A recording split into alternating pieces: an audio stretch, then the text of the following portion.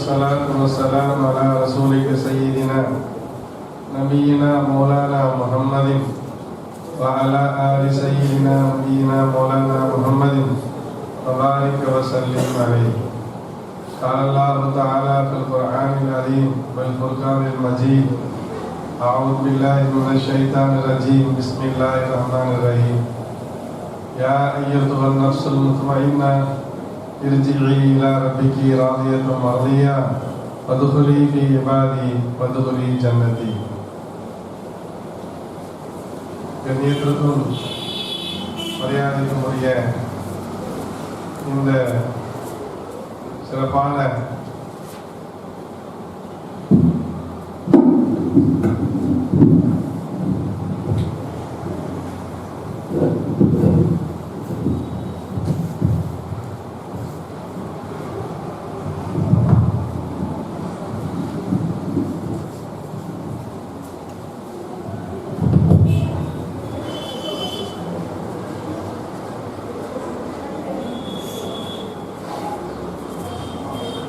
கூட்டத்தை ஏற்பாடு செய்திருக்கக்கூடிய மதனி மீலாது கமிட்டியினுடைய பொறுப்பாளர்களே, அவர்களை எல்லாம் இயக்கிக் கொண்டிருக்கக்கூடிய ஆபில் பெருந்தாய் அவர்களே, இந்த கூட்டம் சிறப்பாக நடைபெற வேண்டும் என்கிற நியத்திலே எல்லா வகையிலும் உறுதுணையாக இருக்கக்கூடிய நல்ல உள்ளங்களே, கூட்டம் சிறப்பாக இருக்க வேண்டும் என்பதற்காக வேண்டி தினந்தோறும் உங்களுடைய வேலைகளை எல்லாம் ஒதுக்கி வைத்துவிட்டு இங்கு வந்திருந்து நாளின் பெருந்தையினுடைய சிறப்புரைகளை கேட்டு அதன் பிரகாரம் பயன்பெற வேண்டும் என்று தியானம் செய்து கொண்டிருக்கக்கூடிய நல்ல உள்ளங்களே,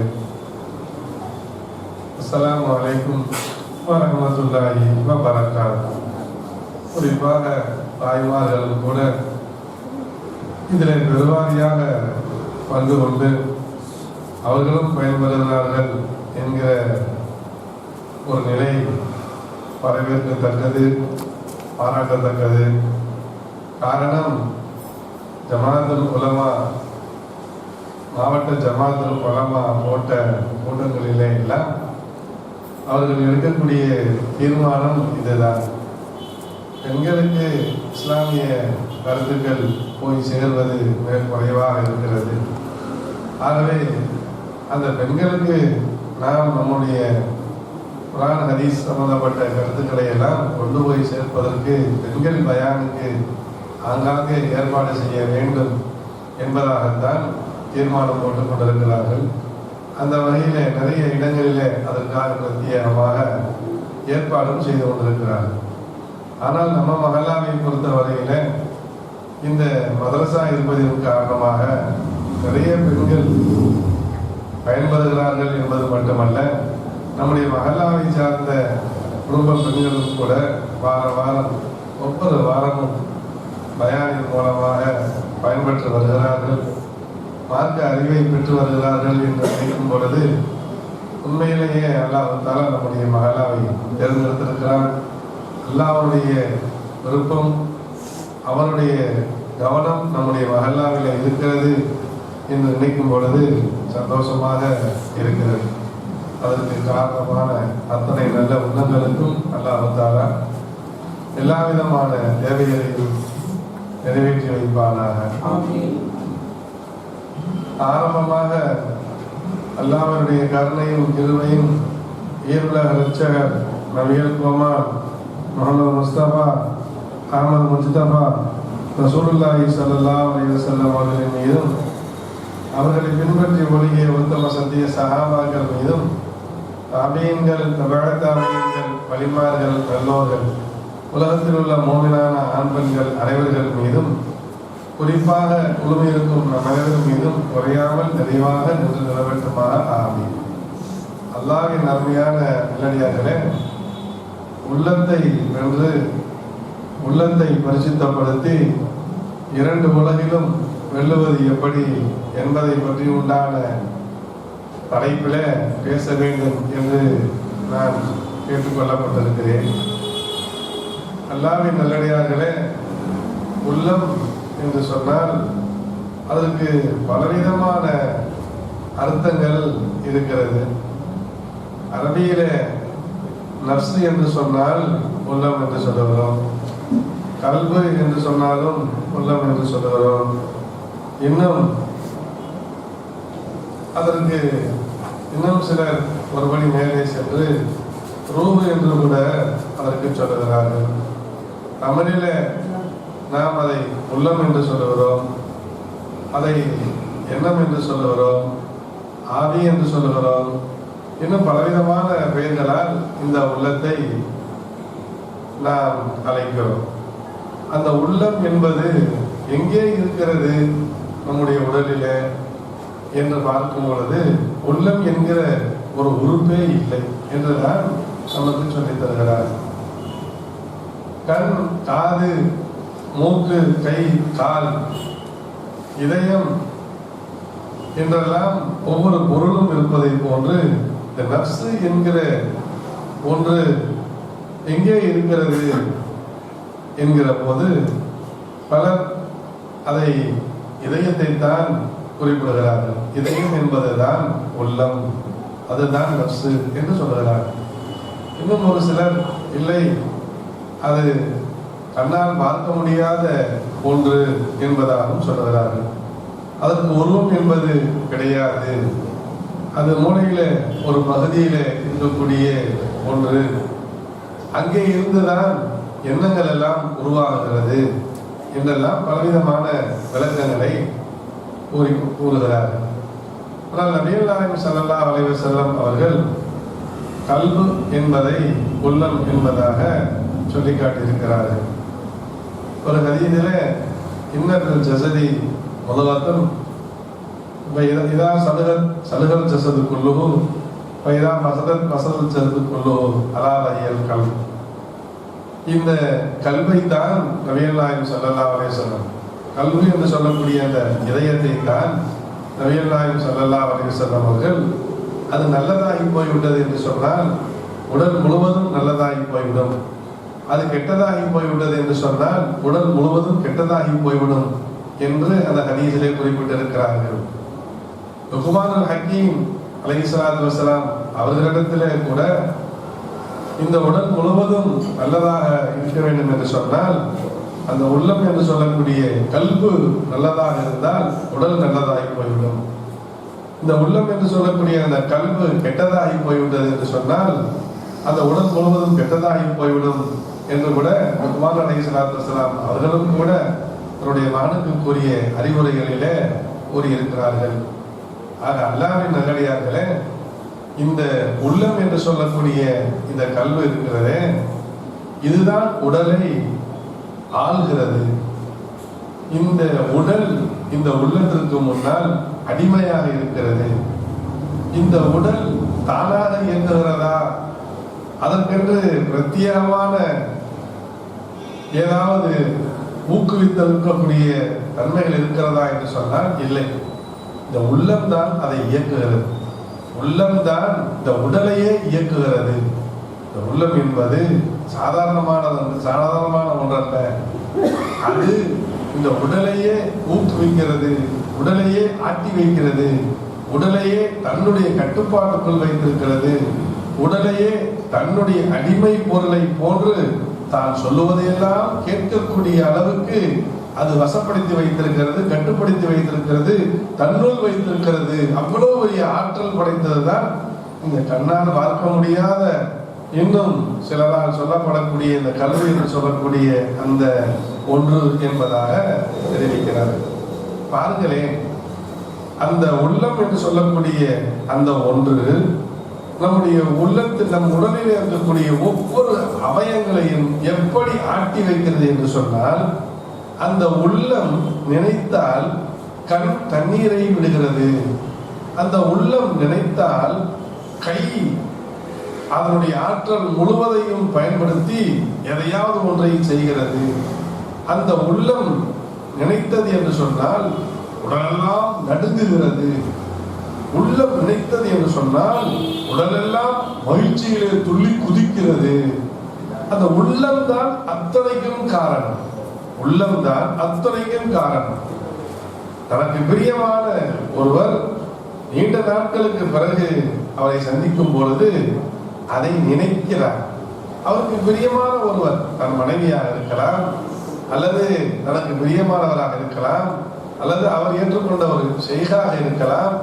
பல மாதங்கள் பல வருடங்களுக்கு பிறகு அவரை சந்திக்கிறோம் என்கிற நினைப்பு தான் அப்படியே அவரை, அந்த உடலை அப்படியே சந்தோஷத்தில் ஆக்குகிறது. உடல் முழுக்க அவருக்கு சந்தோஷம்.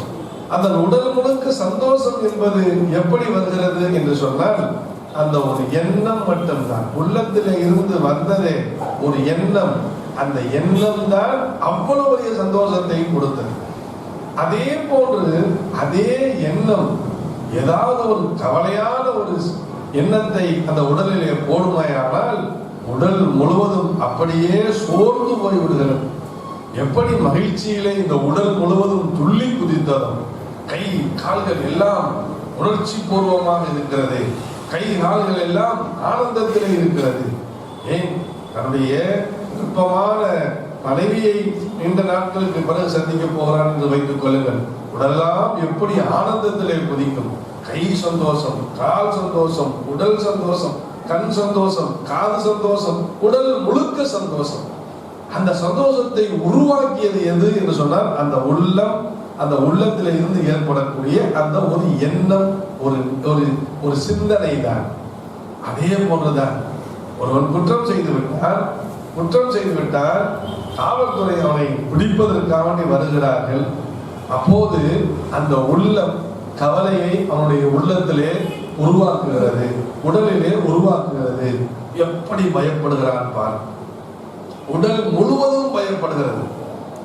உற்சாகத்திலே தலைத்த அந்த உடல் எல்லாம் இந்த கவலை என்கிற எண்ணம் உருவானதற்கு பிறகு கைகள் எல்லாம் சோர்ந்து போய் விடுகிறது, கால்கள் எல்லாம் சோர்ந்து போய் விடுகிறது, உள்ளமெல்லாம் அதனுடைய உடல் எல்லாம் சோர்ந்து போய் விடுகிறது. இவ்வளவுக்கும் காரணம் என்ன என்று சொன்னால் அந்த உள்ளத்திலே இருந்து பிறக்கக்கூடிய ஒரு சிந்தனை, உள்ளத்திலிருந்து பிறக்கக்கூடிய ஒரு எண்ணம். அந்த உள்ளத்தில இருந்து பிறக்கக்கூடிய அந்த ஒரு எண்ணம் தான் தன்னுடைய உடலை, நம்முடைய உடலையே ஆட்டி வைத்திருக்கிறது. அப்படி என்று சொன்னால் இந்த உடல் வெறும் சாதாரணமான ஒரு ஜடப்பொருள் தான். அந்த ஜடப்பொருளை ஆட்டுவிப்பது, தன்னுடைய ஆளுமைக்குள் வைத்திருப்பது அவ்வளவு பெரிய ஆற்றல் பெற்ற ஒன்றுதான் இந்த உள்ளம் என்று சொல்லக்கூடிய, இந்த கல்பு என்று சொல்லக்கூடிய, நப்சு என்று சொல்லக்கூடிய அந்த ஒன்று என்று சொன்னோம் என்று சொன்னால் அது மிகையாது. ஆனால் அதை நாம் அறிவை கொண்டு கட்டுப்படுத்தி அதை நமக்குள் ஆக்கி கொண்டோம் என்று சொன்னால்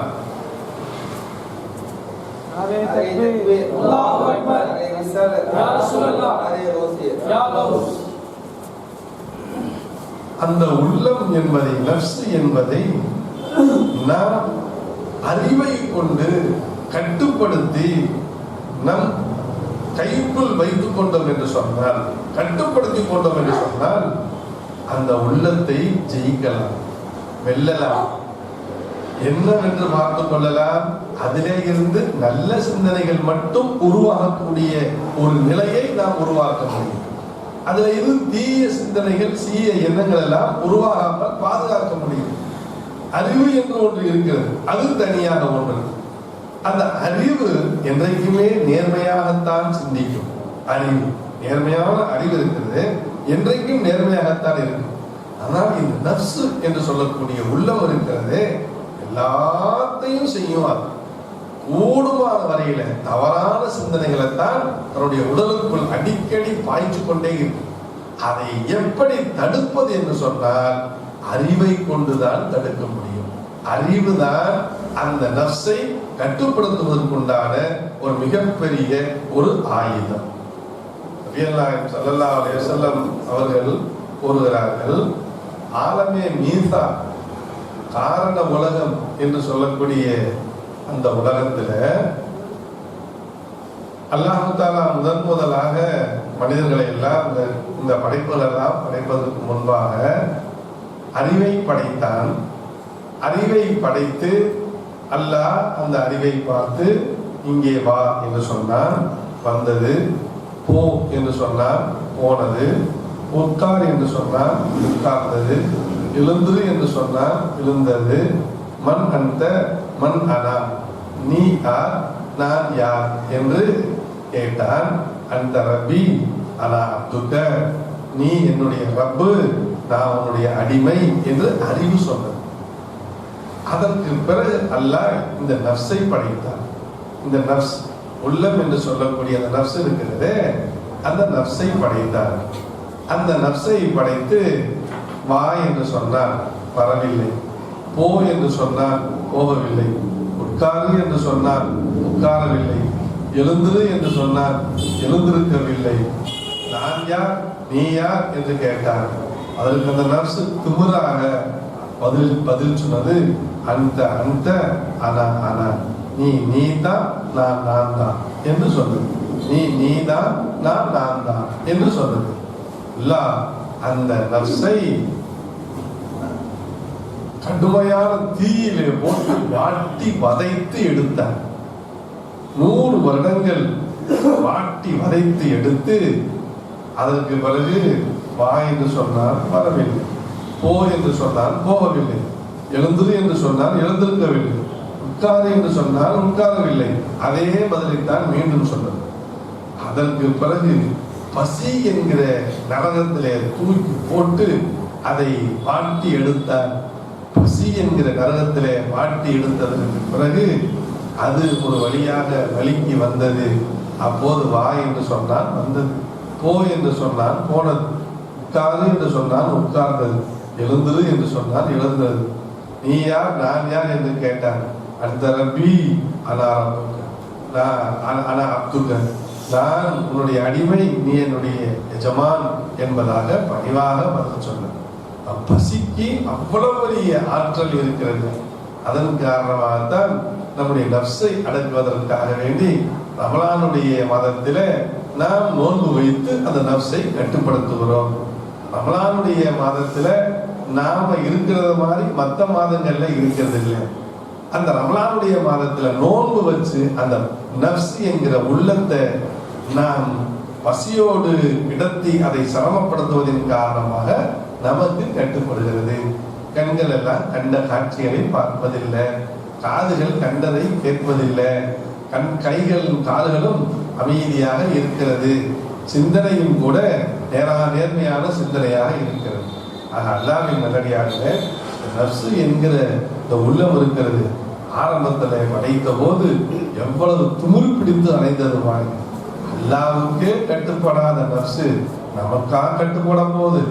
அல்லாஹ்கிட்டே போய் அல்லாஹ்கிட்டே முன்னால் இருந்துகிட்டு நீ தான் நான் தான் சொல்லிட்டு வந்த நஃப்ஸ் நம்ம கிட்ட வந்து கட்டுப்பட்டு ஒழுங்காவா இருக்கும்? நம்மளை பார்த்து தொழுவப்போ நோம்பு வை அப்படின்னு நான் சொல்லும் இல்லை. பாவமான காரியங்களைத்தான் அது அடிக்கடி ஏவிக்கொண்டே இருக்கும். பாவமான காரியங்களைத்தான் அது ஏவிக்கொண்டே இருக்கும். அறிவு என்பது இருக்கிறதே அப்படி அல்ல, அதற்கு நேர் எதிரானது இந்த நஃப்ஸ். அவன் பாவத்துல மூழ்கி அவனை கொண்டு போய் எங்கேயாவது சாக்கடையில போட்டு முக்கி எடுக்கணும் என்பதுதான் அதனுடைய நோக்கம். யூசுப் அலைஹிஸ்ஸலாத்து வஸலாம் அவர்கள் ஒரு நபி. யூசுப் அலைஹிஸ்ஸலாத்து வஸலாம் அவங்க ஒரு நபி. ஜுலைஹா அம்மையார்ட்ட இருந்து தப்பிக்கும் பொழுது இலகுவாக தப்பித்துக் கொள்ளலாம். ஒரு நபி, மாசூமிங்கள், பாவங்களை விட்டும் பாதுகாக்கப்பட்டவர்கள். அவங்க பாவம் செய்யணும்னு நினைச்சா கூட செய்ய முடியாது. நபிமார்கள் மாசூமிங்கள், பாவங்களை விட்டு பாதுகாக்கப்பட்டவர்கள். பாவம் செய்யணும்னு நினைச்சாலும் செய்ய முடியாது. அப்படிப்பட்ட உன்னதமான அந்தஸ்துல இருக்கக்கூடிய அவங்க என்ன சொல்றாங்க? மமா உபரியும் நப்சி, நான் என்னுடைய நஃப்ஸை பரிசுத்தப்படுத்திட்டேன்னு சொல்ல மாட்டேன். என்னுடைய நஃப்ஸை, என்னுடைய உள்ளத்தை பரிசுத்தப்படுத்தி விட்டேன் அப்படின்னு நான் சொல்ல மாட்டேன். இந்த நஃப்ஸை இல்ல அம்மாரத்தின் விசு, இந்த வீணா போன அம்மாராங்கிற ஒரு நஃப்ஸ் இருக்குதே, அந்த நஃப்ஸ் எப்ப பார்த்தாலும் தீமையத்தான் ஏவிக்கிட்டே இருக்கும்.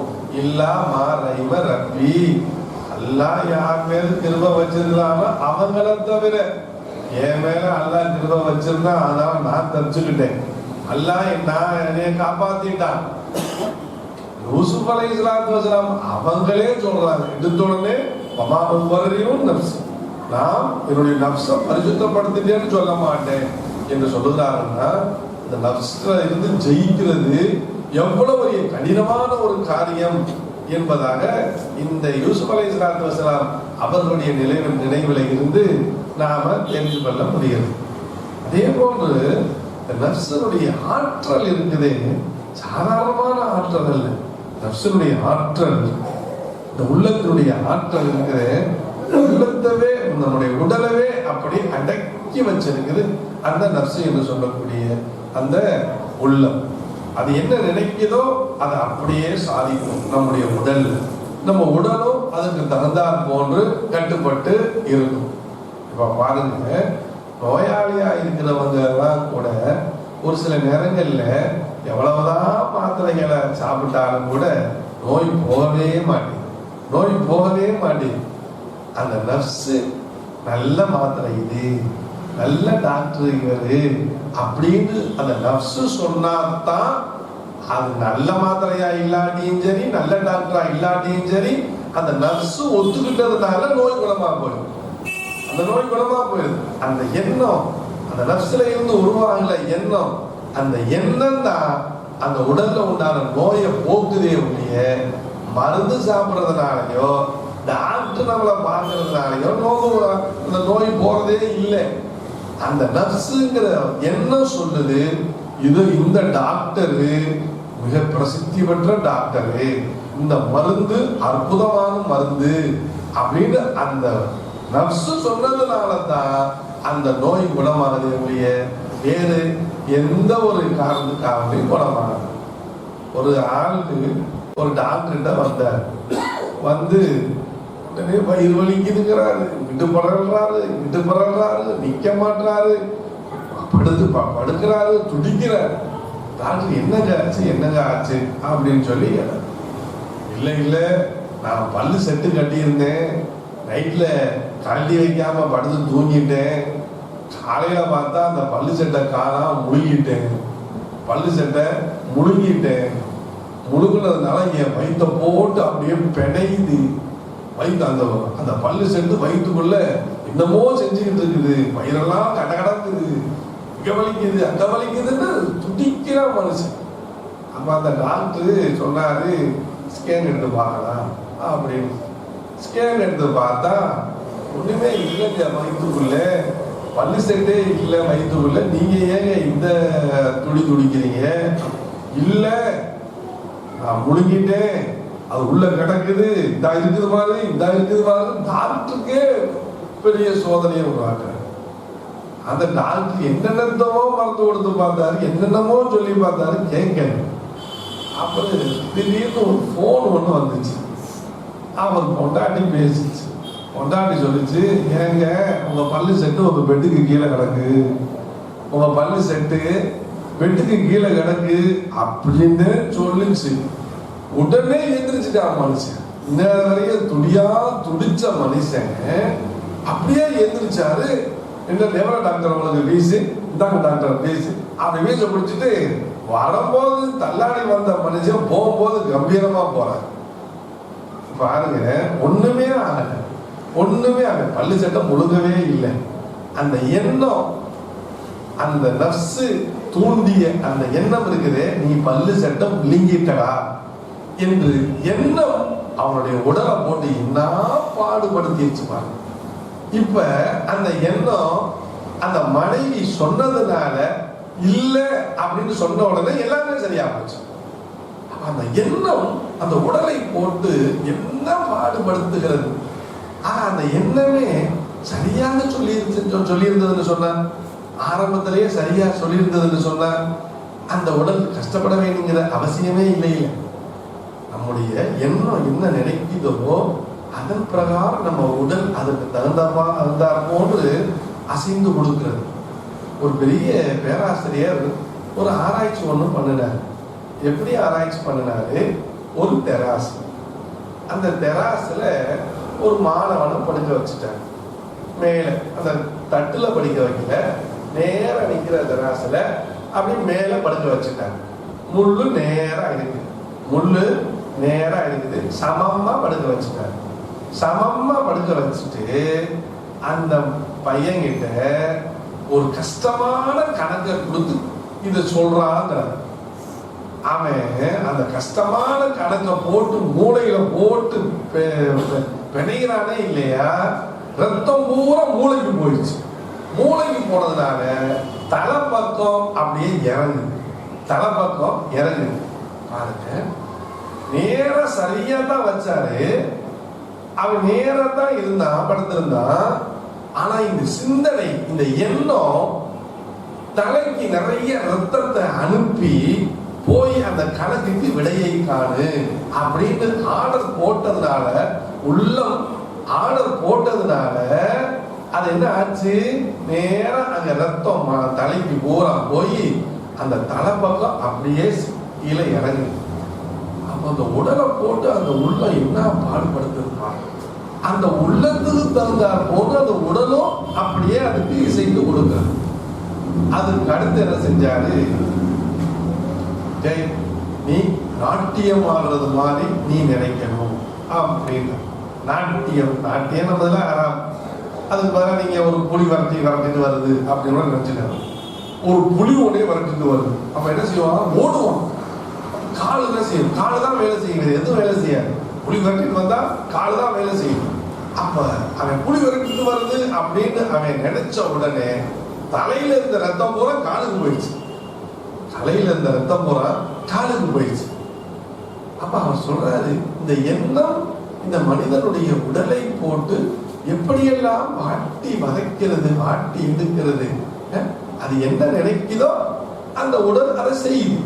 அந்த உள்ளம் என்கிற நப்சு என்கிற அந்த ஒன்று என்ன நினைக்குதோ அதை செய்யுது என்பதாக அவர் கண்டுபிடிச்சார். அதே மாதிரி தான் இன்னொருத்தன் ஆஸ்பத்திரிக்கு வந்தான். ஆஸ்பத்திரிக்கு வந்து டாக்டர் உடம்பெல்லாம் வலிக்குது அப்படின்னா, அதுக்கு டாக்டர் வந்து உடம்பெல்லாம் வலிக்குதுன்னு வேற சொல்றேன், உள்ள வேற வலிக்குது வெளியே வேற வலிக்குதுன்னு சொல்றேன். உனக்கு உள்ள ஒரு மருந்து தரேன், வெளியே ஒரு மருந்து தரேன். உள்ள குடிக்கிற மருந்தை உள்ள குடிக்கணும், வெளியே பூசுற மருந்தை வெளியே பூசணும். வெளியே பூசுற மருந்தை உள்ள சாப்பிட்ட அது பாய்சன், அதை கவனமா இருக்கு. வெளியே பூசுற மருந்துல பாய்சன்டே எழுதிருக்குது, கவனம் அப்படின்னு சொல்லியே கொடுக்குறேன். இவன் என்ன செஞ்சா, பார்த்துக்கிட்டே போனான். வீட்டில் போய் அந்த பாய்சன் எழுதிருந்துச்சுல வெளியில பூசுறது, அதை முதல்ல வெளியே எடுத்து தேய்ச்சிருவோம். மாற்றி போச்சுன்னா ரொம்ப அப்படின்னு சொல்லிட்டு வெளியே எடுத்து தேய்ச்சிட்டான். சரி தேய்ச்சாச்சு. அப்புறம் உள்ள குடிக்கிற மருந்துகள்ல அதை குடிச்சிட்டான். குடிச்சிட்டு போயிட்டார். நல்லா ஃப்ரெஷ்ஷாக இருக்கு, பரவாயில்ல, நல்ல மருந்து, டாக்டர் நல்ல மருந்து கொடுத்துருக்கிறாருன்னு சொல்லி நிம்மதியா போய்கிட்டு இருந்தான். அவன் மனசுல ஒருத்தன் இவனை ஏதாவது ஒரு கிண்டல் பண்ணும் கேள்வி பண்ணுவதற்காக வேண்டி வீட்டுக்கு வந்து அந்த பாய்சன் ஒட்டி இருந்துச்சு அந்த லேபிள், அதை கிழிச்சு அதுல ஒட்டிட்டான், இதை கிழிச்சு இதுல ஒட்டி விட்டான். ஒட்டுன உடனே அவன் வந்து பார்க்கிறான், அப்பா நம்ம மாத்திரா சாப்பிட்டுட்டோம், என்ன சொல்லியோ உடம்பெல்லாம் குருகுது, உடம்பெல்லாம் என்னமோ இருக்குது, முடிக்கிற மாதிரி இருக்குது, எரியிற மாதிரி இருக்குது, மரியமா எரியுது. அவன் இவ்வளவு நேரமா அமைதியா கிடந்தவன், இவ்வளவு நேரமா நல்லா இருக்குது நல்ல மருந்து அப்படின்னு நினைச்சுக்கிட்டு இருந்தவன், இப்ப இந்த எண்ணத்துல இருந்து உள்ளத்துல இருந்து உருவான அந்த ஒரு எண்ணம், பாய்சனை சாப்பிட்டுட்டோமே அப்படிங்கிற எண்ணம் பாய்சனை சாப்பிடவே இல்லை. அந்த எண்ணம் பாய்சன் சாப்பிட்டா எவ்வளவு பாதிப்பை உருவாக்குமோ அவ்வளவு பாதிப்பை உருவாக்கிருச்சு. இவன் வர்ற பாட்டை பார்த்து போட்டு ஒளிஞ்சிருந்தாங்க. மச்சனை வெளியே வந்து, மச்சன் நீ என்ன பாடு வர்றன்னு பாக்குறதுக்காக வேண்டி லேபிளத்தே நான் மாத்தி விட்டேன், என்ன பாடு வர்ற, அப்படியா மாத்தியா விட்டேன், ஆமா இப்ப நல்லா இருக்குது அப்படின்றான். பாருங்க, இந்த உள்ளத்துல இருந்து வரக்கூடிய ஒரே ஒரு எண்ணம் தான், ஒரே ஒரு எண்ணம். அந்த எண்ணம் அவனை போட்டு எந்த அளவுக்கு வாட்டி எடுக்கிறது என்று பாருங்க, எந்த அளவுக்கு வாட்டி எடுக்கிறது என்று பாருங்க. அதைத்தான் இப்ப ஹிப்னாட்டிசம், மெஸ்மரிசம் அப்படின்லாம் சொல்றாரு. 16ஆம் நூற்றாண்டிலேயே மெஸ்மரிசா அதை பற்றியெல்லாம் அவங்க ஓரளவு ஆராய்ச்சி பண்ணினாங்க. அதாவது அறிவை இலக்க செஞ்சிடுறது, ஒரு ஆள் நிலைக்கு கொண்டு போயிடுறது ஒரு மனுஷன். அதாவது கான்சியஸா இருக்கிறது இல்லை. கான்சியஸ் தான் இருக்கும், உணர்வெல்லாம் இருக்கும், அறிவு சிந்திக்க அந்த மாதிரி ஒரு நிலைமைக்கு அவனை கொண்டு போயிட்டு அவனை நோய்களிலிருந்து அவனை குணமாக்குறது. அவனுக்கு ஏதாவது ஒரு பெரிய நோய் இருந்தா அவங்கிட்ட அவன் சொல்லிடுவாங்க, அந்த மருத்துவர், வா உனக்கு ஒரு பெரிய நோய் இருக்கு, அந்த நோய் உனக்கு நான் இப்ப செய்யற சிகிச்சைகள் இருந்து உனக்கு குணமாயிடும், இப்ப நான் உனக்கு ஒரு சிகிச்சை செய்ய போறேன் அப்படின்னு சொல்லிட்டு அவன் என்ன செய்வான், எனக்கு நோய் குணமாக போகுது, எனக்கு நோய் குணமாக போகுது, எனக்கு நோய் குணமாக போகுது நினைச்சுக்கிட்டே இருப்பான். அவன் ஒண்ணுமே செஞ்சிருக்க மாட்டான், சும்மா கையை வச்சு லேசா தடை விட்டுருப்பான், அவ்வளவுதான். அவன் அந்த பழைய நிலைமைக்கு திரும்பின உடனே உடல்ல உண்டான அத்தனை நோயுமே போயிடும். என்ன காரணம்டா, அவனுடைய எண்ணம் தான் உடம்புல உண்டான எல்லா நோயையுமே இல்லாமல் ஆகுது அப்படிங்கிறத கண்டுபிடிச்சிருக்கிறான். ஹிப்னாட்டிசம்னு ஒண்ணு இருக்குது. அது என்னன்னா, அதையும் இந்த மாதிரி ஒரு நிலைக்கு அவனை உருவாக்கிடுது. அவனை உருவாக்கிட்டு அவங்கிட்ட சொல்லுவாங்க, எந்த அளவுக்குன்னு சொன்னா, இப்ப நான் ஒரு பழுக்க காய்ச்சிய இரும்ப உன் கையில வைக்க போறேன். முதலே சொல்லிடுவாங்க. அவன் கண்ணை மூடிக்கிட்டு அப்படியே இருப்பான். என்னுடைய உடலில் பழுக்க காய்ச்சிய இரும்பை என் கையில் வைக்க போறாங்க, என் பழுக்க காய்ச்சிய இரும்ப என் கையில வைக்க போறாங்க அப்படின்னு நினைச்சுக்கிட்டே தான் இருப்பான். அந்த மருத்துவன் அவனுடைய உடம்புல ஒரு பென்சிலை கொண்டு போய் வச்சா, காய்ச்சின இரும்ப வச்சா எவ்வளவு பெரிய பாதிப்பை ஏற்படுத்துமோ அவ்வளவு பெரிய பாதிப்பை அந்த பென்சிலை வச்சோட ஏற்படுத்திடும். இதுதான் ஹிப்னாட்டிசம். இப்ப பாருங்க, அவன் என்ன நினைக்கிறான், என் உடலில் ஒரு காய்ச்சின இரும்ப வைக்க போறாங்க, அது புண்ணாயிரும், அது கரிச்சிரும், உடலை பாதிச்சிரும் நினைச்சுக்கிட்டே இருக்கிறான். அவன் நினைப்பு உண்மையா இருக்கு. இது இருக்கு. ஹிப்னாட்டிசம், மெஸ்மரிசம்லாம் இருக்கக்கூடிய ஒரு கலை தான். இதெல்லாம் இந்த உள்ளத்திலிருந்து பிறக்கக்கூடிய இந்த எண்ணங்களை வைத்து தான் இதெல்லாம் செய்யறாங்க. உள்ளத்திலிருந்து வரக்கூடிய எண்ணங்களை வைத்து தான் செய்யறாங்க. இந்த உள்ளம் நேரத்துக்கு நேரம், நிமிஷத்துக்கு நிமிஷம் சந்தோஷம் கவலை மாறி வரும். ஒருத்தர் போய் சொன்னாங்களா, உன் வீடு பத்திக்கிட்டு எரியுது அப்படின்னு போய் சொன்னாங்க. அப்போ துணியா துணிச்சுட்டான், என் வீடு பத்திக்கிட்டு எரியுது. இப்ப மகங்காரன் வந்து சொன்னா, பாப்பா அந்த வீட்டை நேத்தே நான் வித்துட்டேன், கவலைப்படாத. அப்படியா, நல்லதா போச்சு. கொஞ்ச நேரத்துக்குள்ள உலகமே இடிஞ்சது மாதிரி கிடந்தவன், பாப்பா அந்த மகன் வந்து வித்துட்டேன், அதுக்கு நம்ம வீடு எரியுது, நம்ம வீடு இல்லைன்னு நிம்மதியா உட்காந்துறான். அப்புறம் இன்னும் சின்ன பையன் என்ன சொல்றான், பாப்பா அவன் முழுசா காசை கொடுக்கல என்ன அப்படி, ஐயோ அப்படி திரும்ப கவலை வந்தது. என்னன்னா யாரும் ஒண்ணுமே செய்யல, ஒரே ஒரு எண்ணம், வீடு எரிகிறது என்கிற எண்ணம் அவனை உடல் முழுக்க கவலையை உருவாக்கிடுச்சு. உடலே நடுங்குது. அந்த வீடு நம்ம வீடு இல்லைன்னு சொன்ன உடனே உடல் முழுக்க சந்தோஷத்தை உருவாக்கிடுச்சு. தலையில இருந்து கால் வரையில சந்தோஷத்தை உருவாக்கிடுச்சு. மீண்டும் அந்த வீடு நம்ம வீடுதான் அப்படின்ற உடனே மீண்டும் கவலையை உருவாக்கி, ஒவ்வொரு fraction of second, ஒவ்வொரு செகண்ட்லையும் அந்த எண்ணம் என்பது அந்த உடலை போட்டு எப்படி வாட்டி எடுக்கிறது, எவ்வளவு கஷ்டப்படுத்துகிறது என்று பார்த்தா, அப்ப அந்த எண்ணத்துக்கு எவ்வளவு ஆற்றல் இருந்தா நம்ம உடம்பவே போட்டு அவ்வளவு கஷ்டப்படுத்தும். ஒரு ஆளு எனக்கு வந்து இதயத்துல கேன்சர் இருக்கு அப்படின்ட்டு டாக்டர் சொல்லிவிட்டான் அப்படின்ட்டு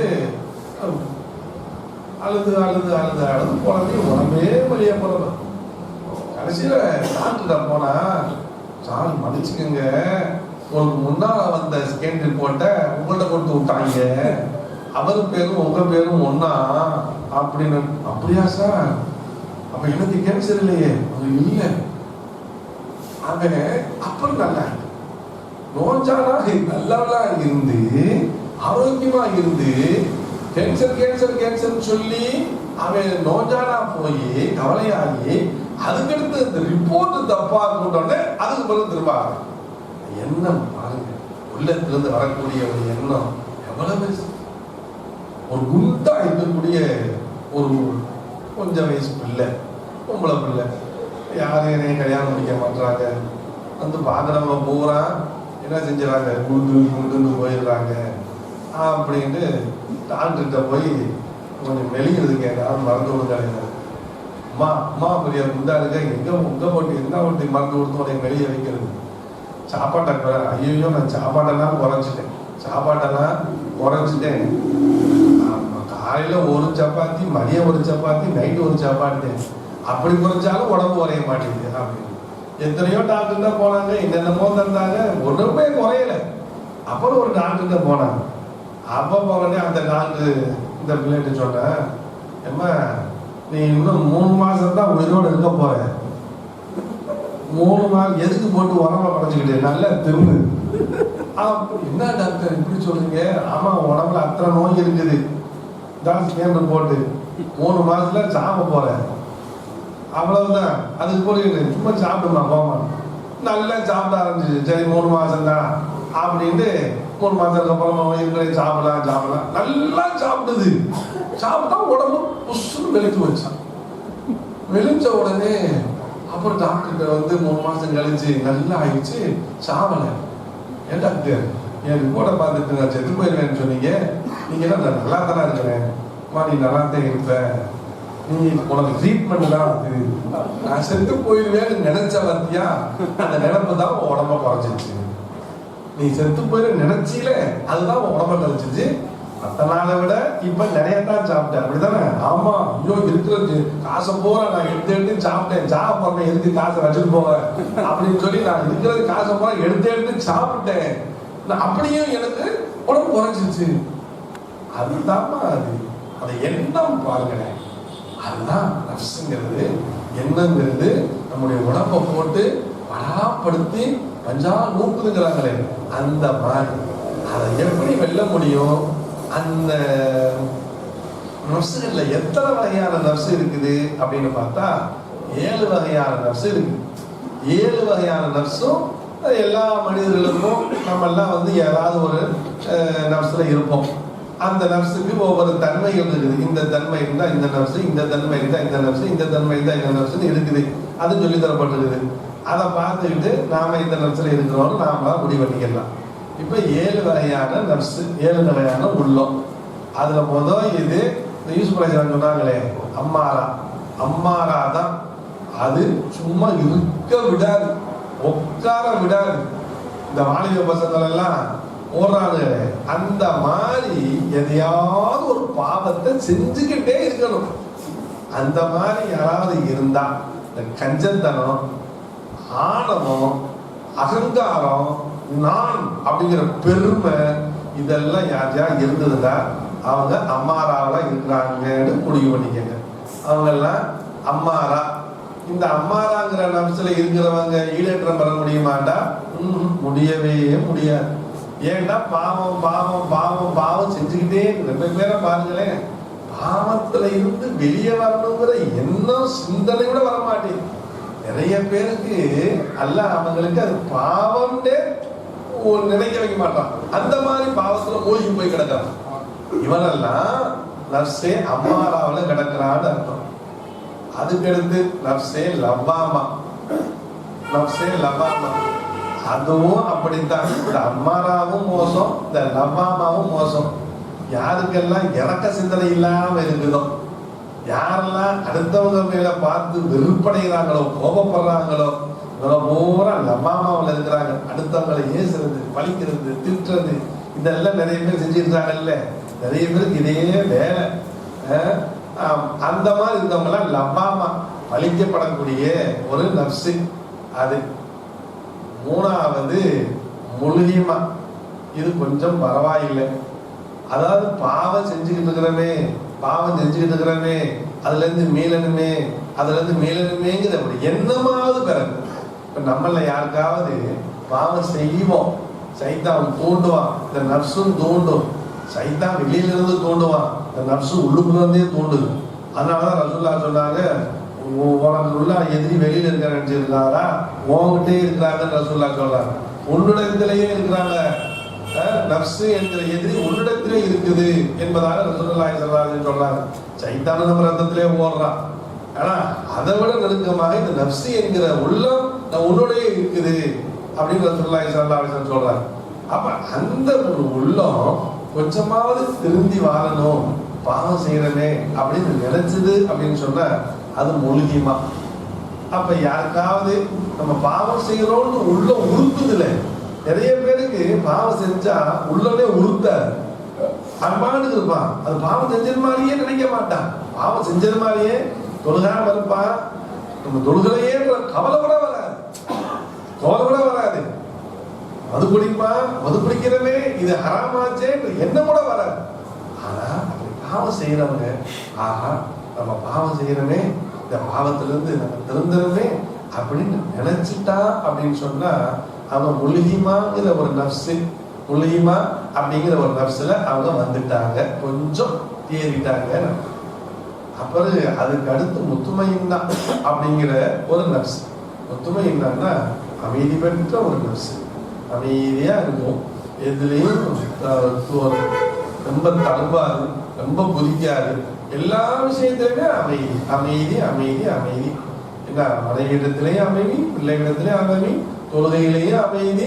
நிறைய பேர் பாருங்க, தொழுகையில் போய் நின்றானே ஓட்டமா ஓடுவான், என்ன செய்யறானே தெரியல. அது தொழுகையிலையும் ஒரு பரபரப்பு, எல்லாத்தையும் பரபரப்பு. அப்படி இல்லாம எல்லா விஷயத்திலும் அமைதியா இருக்கிறாங்க இல்ல, அமைதியா. அது பேர் முத்துமையின்னா சாந்தி, அமைதி பெற்ற ஒரு நப்சு. அந்த நப்சை தான் அல்லாஹ் ரொம்ப புகழ்றான். யா அய்யுஹன் நப்சுல் முத்மஇன்னா இர்ஜிஇ இலா ரப்பிக ராதியத்துன் மர்தியா ஃபத்குலி ஃபீ இபாதி வத்குலி ஜன்னத். முத்மஇன்னா அமைதி பெற்ற, சாந்தி பெற்ற ஒரு நப்சே, நீ சொர்க்கத்துக்குள்ள போ. அப்ப அதுவே ஒரு உயர்ந்த நிலைமைக்கு வந்து இந்த நாலாவது ஒரு நப்சு இருக்கிற முத்மஇன்னாங்கிற ஒரு நப்சு, அதுவே ஒரு உன்னதமான ஒரு நிலை. அந்த ஒரு நப்சை பார்த்தே அல்லாஹ் சொர்க்கத்துக்கு போ அப்படிங்கிறான், சொர்க்கத்துக்கு போ அப்படிங்கிறான். ரசூலுல்லாஹி ஸல்லல்லாஹு அலைஹி வஸல்லம் போய் அபூபக்கர் சித்திக் ரலியல்லாஹு தஆலா அன்ஹு கேட்டாங்களா, யார சொல்லலாம், இந்த முத்துமையின்னா அப்படின்னு அல்லாஹ் சொல்றானே, யாரை பார்த்து இப்படி அல்லாஹ் சொல்லுவான் அப்படின்னு கேட்டாங்களாம். அபூபக்கர் அவங்கள பார்த்து தான் சொல்லுவாங்க அப்படின்னு. அவங்களுக்கெல்லாம் முத்துமையின்னு தான். யாரு அபூபக்கர் ரலியல்லாஹு இன்னும் இருக்குது. முத்துமையின்னாங்கிறது உயர்தரமான ஒரு நப்சு தான். அப்போ உங்களை பார்த்து சொல்லுவான் அப்படின்னு ரசூலுல்லாஹி ஸல்லல்லாஹு அலைஹி வஸல்லம் சொல்றாங்க. சயீத் இப்னு ஜுபைர் ரலியல்லாஹு தஆலா அவங்க அறிவிக்கிறாங்க, நான் தாயிஃபுக்கு போயிருந்தேன். அங்க வந்து அப்துல்லா இப்னு அப்பாஸ் ரலியல்லாஹு தஆலா அங்க வந்து இடத்துல மத்தா போயிட்டாங்க. அப்துல்லா இப்னு அப்பாஸ் தாயிஃப்ல வச்சு தான் மரணிக்கிறாங்க, தாயிஃப்ல போய் தான் மரணிக்கிறாங்க. அவங்க மத்தா போயிட்டாங்க. சயீத் இப்னு ஜுபைர்ங்கிற ஒரு சஹாபி அவங்க சொல்றாங்க, நான் அப்ப தாயிஃப்ல இருந்தேன். அப்துல்லா இப்னு அப்பாஸ் மத்தா பண்ண உடனே அவரை குளிப்பாட்டி நல்லா அடக்கம் பண்ணுறதுக்காக வேண்டி கவரெல்லாம் ரெடி பண்ணி குழியெல்லாம் தோண்டி ரெடியாக நாங்கள் வச்சுருந்தோம். அப்போ அவருடைய உடம்புக்குள்ளே ஒரு அழகான பறவை ஒன்று உள்ள புதுச்சு. இதுவரையில் அந்த மாதிரி பறவையே நாங்கள் பார்த்ததே இல்லை, யாருமே பார்த்தது இல்லை, பார்த்துட்டே இருக்கிறோம். ஒரு அழகான பச்சி, அழகான ஒரு பறவை அது உடம்புக்குள்ள பூந்துருச்சு. பார்த்துட்டா வெளியே வரவே இல்லை, நாங்கள் ஒன்றும் செய்யலை அப்படின்னு நாங்கள் அடக்கம் பண்ணிட்டோம். அது அழகான பறவையாக தான் இருந்துச்சு. அப்போ அடக்கம் பண்ணும் பொழுது ஒரு சத்தம் வந்துச்சு, யா அய்யுஹன் நப்சுல் முத்மஇன்னா இர்ஜிஇ இலா ரப்பிகி ராதியத்துன் மர்தியா ஃபத்குலி ஃபீ இபாதி வத்குலி ஜன்னத்திங்கிற இந்த ஆயத்தை ஓதுனதை நாங்கள் அத்தனை பேருமே கேட்டோம் அப்படின்னு சயீத் இப்னு ஜுபைர் ரலியல்லாஹு தஆலா அவங்க அப்துல்லா இப்னு அப்பாஸ் எவ்வளவு பெரிய சாஹாப், பெரிய சாஹாப், அவங்களுக்கெல்லாம் கட்டாயம் வந்துதான் ஆகணும். மக்கள் தெரியணுங்கிறதுக்காக வேண்டியே அல்லாஹ் தஆலா அப்படிப்பட்ட ஒரு ஏற்பாடு பண்ணியிருக்கிறான். ஒரு ஜனாசாக்குள்ள ஒரு பறவை பூந்து போய் உள்ள போய் உட்காந்துக்கிறது சாதாரண காரியமா? இப்பெல்லாம் நிறைய இடங்கள்ல இந்த வாட்ஸ்அப்ல பாம்பு வந்ததுதான் பார்த்துருக்கோம். ஜனாதா ஒரு அடக்கம் போனாங்களா பாம்பு உள்ள கொண்டு வருதான். அது அந்த வாட்ஸ்அப் செய்தி உண்மையா பொய்யான்னு தெரியல. நேரத்தும் புது புது பாம்பா போட்டு வச்சிருக்காங்க கபருக்குள்ள, நம்மளுக்கு யாருன்னு தெரியல. ஆனா இவங்களுக்கு ஒரு பறவை உள்ளே பூந்துடுச்சு. அந்த பறவை தான் கத்துச்சா அல்லது அந்த கபருக்குள்ளிலிருந்து ஒரு சப்தம் வந்துச்சா, எங்கிருந்து சப்தம் வந்துச்சு எங்களுக்கு தெரியல. ஆனா சப்தம் மட்டும் வந்துச்சு, நாங்க எல்லாரும் கேட்டோம், நானும் கேட்டேன் அப்படின்னு சைது சுபைர் ரலியல்லாஹு தஆலா அதெல்லாம் எங்க அப்பா ரலியல்லாஹு தஆலாவுடைய விஷயத்துல ஒத்துமைன்னா அந்த கல்வில அவங்க இருந்தாங்க. அதனால அல்லாஹ் அவங்களை கூப்பிட்டான், யா அய்யத்துல் நஃப்ஸுல் முத்மஇன்னா, அமைதி பெற்ற சாந்தி பெற்ற நஃப்ஸே, ஆன்மாவே ஆத்மாவே, வாருங்கள் வாருங்கள் சொர்க்கத்துக்குள்ள வந்து நுழைஞ்சுக்கங்க என்பதாக அல்லாஹ் நினைச்சான் அப்படின்னு சொல்லி அந்த சஹாபி அறிவிக்கிறார். அது முத்மஇன்னா என்கிற ஒரு நஃப்ஸ். அதுக்கு அடுத்து ஒரு நஃப்ஸ் இருக்கு, ராலியா அப்படிங்கிற ஒரு நஃப்ஸ் இருக்கு. அதே ஆயத்திலேயே வருது, ராலியத்தும் மரலியான்னு வருது. ராலியா மரலியா காமிலா, மொத்தம் 7 நஃப்ஸ். ராலியா அப்படின்னு சொன்னா நாம அல்லாஹ்வை பொருந்திக்கிறது, நாம அல்லாஹ்வை பொருந்திக்கிறது, எல்லா விஷயத்திலும் அல்லாஹ்வை பொருந்திக்கிறது.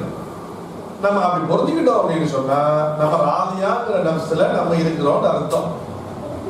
நம்ம ராலியா நஃப்ஸ்ல அல்லாஹ் நம்மளை ஏழையா வச்சிருக்கானா, அல்லாஹ் அல்ஹம்துலில்லாஹ். பணக்காரனா வச்சிருக்கானா, அல்ஹம்துலில்லாஹ். ஒரு ஊனம் இருக்குதா, அல்ஹம்துலில்லாஹ். கருப்பா இருக்கிறோமா, அல்ஹம்துலில்லாஹ். சிவப்பா இருக்கிறோமா, அல்ஹம்துலில்லாஹ். அல்லாஹ் ஏதாவது நோயை விட்டானா, அல்ஹம்துலில்லாஹ். நம்ம எதுவும் கேட்டு ஒன்றும் வாங்கல, கடையில போய் எனக்கு ஒரு கிலோ காய்ச்சல் கொடு நான் கேட்டு வாங்கிட்டு வந்தோம், காய்ச்சல் தானா வந்துருச்சு, அதுக்கு என்ன செய்ய முடியும்? நான் ஒண்ணுமே செய்யல, ஐஸ்கிரீம் சாப்பிடல, கொஞ்சம் எதையும் சாப்பிடல, அதுதான் வந்துருச்சு, அல்லாவுடைய நாட்டம் அப்படியெல்லாம் சொல்றாங்க. காய்ச்சல் வந்தாலே உங்களுடைய பாவங்கள் எல்லாம் குறையும் அப்படின்னு சொல்லி சொன்னாங்க. அது நரகத்தினுடான நெருப்புல ஒரு நெருப்பு, அதை நீங்க தாங்கிக்கிட்டீங்கன்னு சொன்னா அல்லாஹ் உங்களுக்கு அந்தஸ்தை தருவான். ஒவ்வொரு நோயுமே அப்படிதான். ரசூலுல்லாஹி ஸல்லல்லாஹு அலைஹி சொல்றாங்க, ஒரு மனிதனுக்கு அல்லாஹ் ஒரு அந்தஸ்தை கொடுக்கணும்னு நினைப்பான், ஆனா அந்தஸ்துக்கு உரியவனாக அந்த மனுஷன் இருக்க மாட்டான். ஆனா அந்த அந்தஸ்தையும் கொடுக்கணும்னு அல்லாஹ் விரும்புவான். என்ன செய்யறது? ஒரு சின்ன நோயை கொடுத்து அவன் பொறுத்துக்கிட்டாங்கன்னா அந்த அந்தஸ்தை கொடுத்துட்றாங்க என்ன நபியல்லாஹு ஸல்லல்லாஹு அலைஹி சொல்றாங்க. அப்படியே அந்த மாதிரி ஒரு சிரமங்கள் கஷ்டங்கள் வரும் பொழுது அல்லாஹ்வை பொருந்திக்கிறது, அல்லாஹ்வை பொருந்திக்கிறது. அவங்க சொல்றாங்கல்ல, நீ இந்த உலகத்துல எப்படி வாழணும் அப்படின்னு சொன்னா, ஒரு மையத்து கையில் இருக்கக்கூடிய ஒரு குறுப்பாட்டக்கூடியவனுடைய கையில் இருக்கக்கூடிய மையத்தை போல இந்த உலகத்துல வாழு அப்படிங்கிறாங்க. குறுப்பாட்டக்கூடியவனுடைய கையில் இருக்கக்கூடிய மையத்தை போல நீ இந்த உலகத்துல வாழு அப்படின்னு கௌதுராளன் சொல்றாங்க. அந்த குறுப்பாட்டுறவே மையத்தை குறுப்பாடுறான். குறுப்பாட்டும் பொழுது அவர் இடதுபுறம் புரட்டுனா புறணும், வலதுபுறம் புரட்டுனா புறணும், காலத்துக்கு போனா அமைதியா இருக்கும், கையத்துக்கு போனா அமைதியா இருக்கும். சுடுதண்ணி நல்லா சூடா ஊற்றி விடுத்தாலும் அது பொறிக்கிறது சொல்லாது. இந்த பக்கம் பொண்ணு இருக்குடா, கையை பெருசா தூக்க அப்படின்னு சொல்லாது. காலில் ரொம்ப பெரிய பொண்ணு இருக்குப்பா, தூக்காதப்பா, கால் வலிக்குது, நான் உயிரோட இருக்கும் போதே நடக்க முடியாம ரொம்ப கஷ்டப்பட்டேன், ஒன்னும் சொல்லாது. தலையை தூக்குனாலும் ஒன்றும் செய்யாது. எதுவரையிலும் அவரத்தை யாரும் வெளியில காட்டிக்கவே மாட்டாங்க. அவன் பாட்டுக்கு அவரத்தை தூக்கிட்டு காட்டுவான். பின்னால நிற்பாங்க குழுப்பாடுற சில நேரம் என்ன செய்வாங்க, அப்படியே லுங்கியை தூக்கிட்டு தண்ணியை தூக்கி அடிப்பான். கால் மாட்டில் 2 பேர் நிற்பான், தலை மாட்டில் 2 பேர் நிற்பான். அது தண்ணியை தூக்கிட்டு அடிப்பான். அவரத்துலாம் தெரியும். இதுவரையில அவங்க அவரத்தை வெளியில காட்டிக்கவே மாட்டாங்க யார்கிட்டையும். இவன் காட்டுவான். ஏன்னா இந்த அந்த மையத்தை என்னமாவது சொல்லுமா, ஒன்னும் சொல்ல. அதே மாதிரி தான் அபூஹுரைரா சொல்றாங்க, எப்படி அந்த மையத்து கிடக்குது, குறுப்பாட்டுறவன் கையில அந்த மையத்து கிடக்குற மாதிரி அல்லாஹ் அவனுடைய கையில நீ கிடக்க வேண்டியதானே. அல்லாஹ் அவனுக்கு கஷ்டத்தை தான் ஏற்றுக்கிறோம், அதுக்கு ஒரு நல்லது தரதான் போறான், நல்லது தரதான் போறான். நிச்சயமா இந்த மாதிரி சொல்லியூசரா இந்த ஆயத்தை அடிக்கடி சொல்லுவாங்க. யாராவது நான் கஷ்டப்படுறேன் அப்படின்னு ஒன்று சொல்லிட்டா இந்த ஆயத்தை தான் சொல்லுவாங்களா கௌதுரால. அல்லாஹ் உண்மையிலேயே கஷ்டமாவே விட்டுற மாட்டான், சிலருக்கு நல்லதாகவே விட்டுற மாட்டான். மாறி மாறி வந்துகிட்டே இருக்கும். அப்பதான் இந்த உலகம் இனிக்கும், இந்த உலகம் அப்பதான் சந்தோஷமா இருக்கும் என்ன அப்படின்னு கௌதுரால வேலையெல்லாம் சொல்லுவாங்க. சொல்லிட்டு அதுக்கு ஒரு உதாரணம் சொல்லுவாங்களா, ஒரு தாய் தன்னுடைய குழந்தைக்கு பால் கொடுத்துட்டு இருக்கு. பால் கொடுத்த உடனே அந்த ஒரு பக்கம் பால் நல்லா குடிச்சிச்சு அந்த தாய், அந்த குழந்தை. இன்னொரு பக்கம் அந்த குழந்தைக்கு பாலை கொடுக்கலாங்கிறதுக்காக குழந்தைய வலதுபுறம் இருந்து இடதுபுறமாக அப்படியே மாத்துது. மாத்தினோடனே அந்த ஒரு குறைந்தபட்ச நேரத்துல அந்த குழந்தை வீருன்னு அழுகுது. அந்த குழந்தை என்ன நினைச்சு அழுகுது அப்படின்னு சொன்னா, என்னுடைய தாய் பால் குடிப்பதை விட்டு தடுத்து விட்டாரே அப்படின்னு நினைச்சு அழுகுது. ஆனா அந்த தாயினுடைய எண்ணம் என்னன்னா, பால் இந்த பக்கம் குடிச்சிருச்சு, நல்லா என் பிள்ளை குடிக்கட்டும் அப்படிங்கிறது தாயுடைய எண்ணம். அந்த தாயுடைய எண்ணத்தை புரியாம அந்த குழந்தை அழுகுது. அடியார்களே, நீங்க அப்படித்தான். அல்லாஹ் உங்களுக்கு சின்ன ஜனமத்தை தரான்னா ஒரு பெரிய நன்மையை செய்யறவருக்காக வேண்டிதான் அல்லாஹ் உங்களுக்கு சின்ன ஜனமத்தை தர்றான். அதை நீங்க பொறுத்துக்கிட்டீங்கன்னு சொன்னா அல்லாஹ் ஒரு பெரிய கிருபையை உங்களுக்கு தருவான். அந்த சின்ன சிரமத்திலே இவ்வளவு தூரம் அல்லாஹ் குறைகின்றீங்களே, இவ்வளவு தூரம் அல்லாஹ் குறைகின்றீங்களே. அல்லாஹ் வேற யாரும் எனக்கு கிடைக்கலையா? நான் தான் உனக்கு கிடைச்சேனா? எத்தனை பேர் கல் கணக்கா அணையிறான், அவனுக்குலாம் ஒரு காசு விட்டானா? நான் அவனுக்கு தொழுது என் நெத்திலாம் தேஞ்சு போச்சு. இவன் தொழுது படிக்கலாம் தேஞ்சு போச்சு.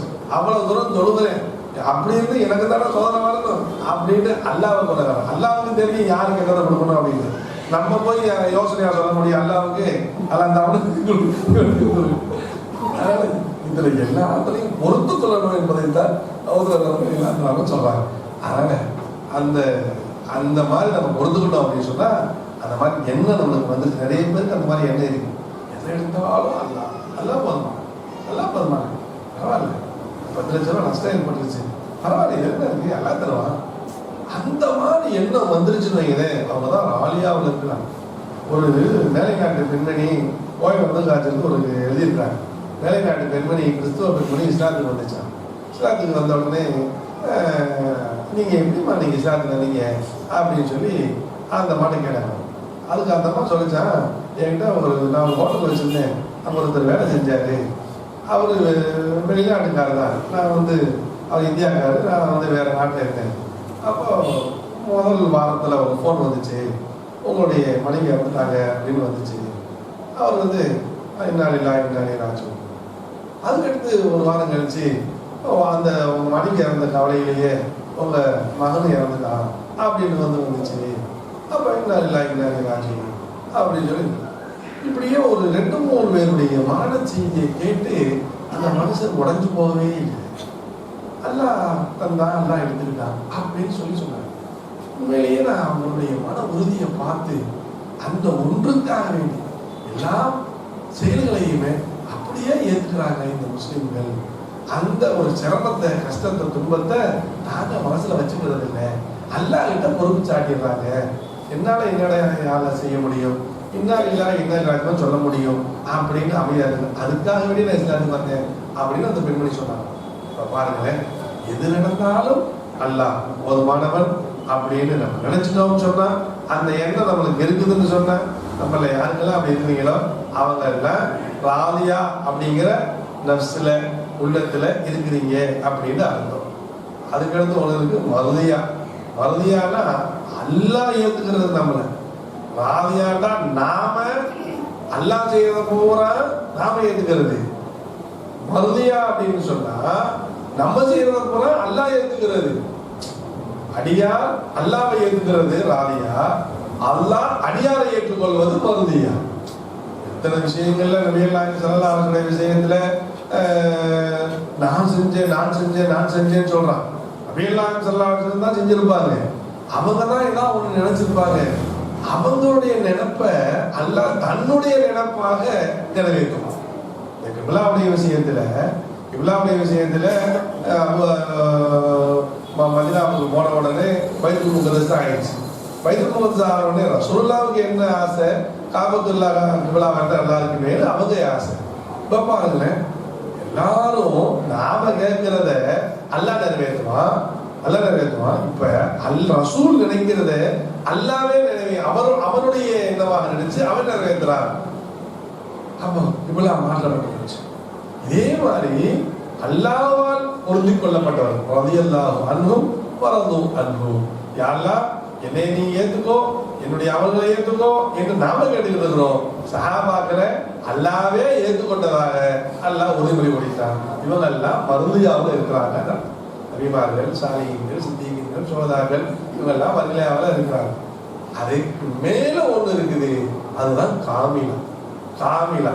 அந்த காமிலாங்கிற நப்ஸ் இருக்குது, அதெல்லாம் நபிமார்கள், நபிகள் நாயகம் ஸல்லல்லாஹு அலைஹி வஸல்லம் அவங்களுடைய வழியில வந்தவங்க, வலிமா சேக்குமார்கள், இவங்க எல்லாம் இந்த காமிலா உச்சகட்டமான ஒரு எண்ணம். எந்த அளவுக்குன்னு சொன்னா எல்லாமே அல்லாஹ்.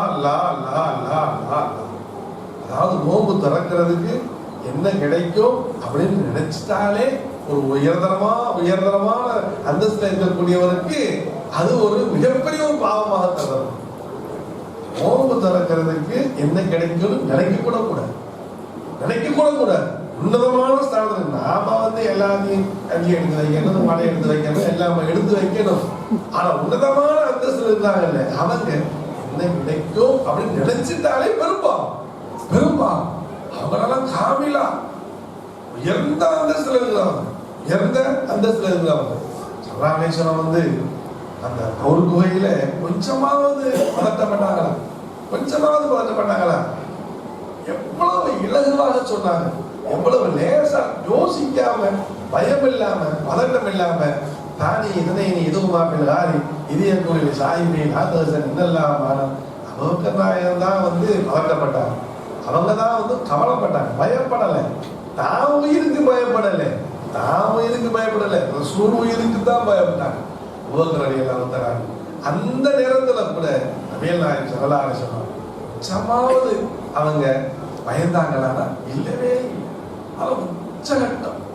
ஏன் வஹி இறங்கின ஆரம்பத்துல இறங்கின உடனே வரக்கத்துக்குள் நோம்பல் அவங்க கலிதா அம்மையாருடைய பெரிய பாப்பா மாயன் வரக்கத்துள் நோம்பல் ரொம்ப உயர்தரமான ஒரு மனிதர். முன்னாள் உண்டான நேரங்களெல்லாம் கரைச்சு குடிச்சவர். அவர்கிட்ட போனோடனே சுப செய்தியா சொன்னாங்க, உங்களை உங்க மக்கள் ஊரை விட்டு வெளியாக்குவாங்க அப்படின்னு சொன்னாங்க. இது சுப செய்தியா? எவ்வளவு இடி விழுந்தது. அப்படியா? ரசூலுல்லாஹி ஸல்லல்லாஹு அலைஹி வஸல்லம் அதை கேட்டு இடிஞ்சு போயிட்டாங்களா? இல்லை, அப்படியே ரசூலுல்லாஹி ஸல்லல்லாஹு அலைஹி வஸல்லம் மக்காவில் இருக்கும் போது மலர் தூவியா வரவேற்றாங்க, முள்ள போட்டு வரவேற்றாங்க. முள்ள போட்டாங்க, கல்லால் அடிச்சாங்க, சொல்லால் அடிச்சாங்க. எவ்வளவு உன்னதமான அந்தஸ்து இருந்தாங்க ரசூலுல்லாஹி ஸல்லல்லாஹு அலைஹி வஸல்லம் அவருடைய சஹாபாக்கள். ஒரு கட்டத்திலையாவது நபிகள் நாயகம் ஸல்லல்லாஹு அலைஹி வஸல்லம் இப்படி இருக்குது யா அல்லாஹ், இதை கொஞ்சம் மாத்தியாம அப்படின்னு ஏதாவது கேட்டதுண்டா? தன்னுடைய உயிருக்கு உயிரான பேர குழந்தை ஹுசைன் ரலியல்லாஹு தஆலா சிறு குழந்தையா இருக்கும்போது, பச்சை குழந்தையா இருக்கும் பொழுது, தக்துலு உம்மத்தி ஹாதா, என்னுடைய உம்மத்தினர்கள் கொல்லுவார்கள் என்று ஜிப்ரீல் அலைஹிஸ்ஸலாம் சொல்லிட்டு போனதுக்கு பிறகு ரசூலுல்லாஹ் ஒரு தடவையாவது ஹதீஸை புரட்டி பாருங்க, யா அல்லாஹ் என்னுடைய ஹுசைன், எனது அருமை பேரர் ஹுசைனுடைய தக்தீர விதிய மாத்தி வைன்னு கேட்டதாக எங்கேயாவது பார்க்க முடியுதா? இல்லை.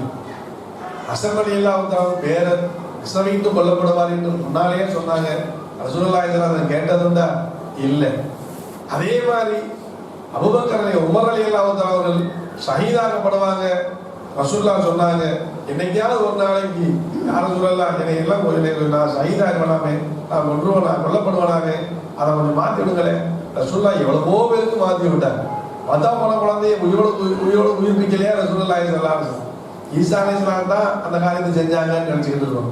ரசூலுல்லாஹி ஸல்லல்லாஹு அலைஹி வஸல்லம் அவங்களும் கூட இறந்தவர்களை உயிர்ப்பிக்கவில்லையா? விதியை மாற்றி அமைக்கவில்லையா? எத்தனை பேருக்கு ரசூலுல்லாஹ் விதியை மாற்றி அமைச்சிருக்கிறாங்க. ஆனா உமர் ரலியல்லாஹு தஆலா ஒரு தடவையாவது கேட்டதுண்டா? ரசூலுல்லாஹ்ட்ட உஸ்மான் ரலியல்லாஹு தஆலா அவங்களை உங்களை குத்துவார்கள், உங்களை வெட்டுவார்கள், குர்ஆன் ஓதிட்டு இருக்கும்போது வெட்டுவாங்க, எவ்வளவு தெளிவா சொன்னாங்க நபிகள் நாயகம் ஸல்லல்லாஹு அலைஹி வஸல்லம். ஒரு தடவையாவது உஸ்மான் ரலியல்லாஹு ரசூலுல்லாஹ்ட்ட கேட்டதுண்டா? இல்ல அல்லாஹ்ட்ட தான் கேட்டதுண்டா? புலம்பியது உண்டா? நம்மளுக்கு யாராவது ஒருத்தர் நீங்க இன்ஷா அல்லாஹ் ஷஹீதாவீங்க அப்படின்னு சொன்னா தூக்கம் வரும். ஷஹீதாக பரவாயில்லையே, ஷஹீத் உயர்ந்த அந்தஸ்தானா? அல்லாஹ் குர்ஆனிலேயே சொல்லிட்டான், லா தகூலு லிமன் யுக்தலு ஃபீ ஸபீலில்லாஹி அம்மா லா தஸமன்னலதின குஜ்லு ஃபீ ஸபீலில்லாஹ். உயர்ந்த அந்தஸ்து அடையப்பட இருப்போம், வெளியே இருப்போம்.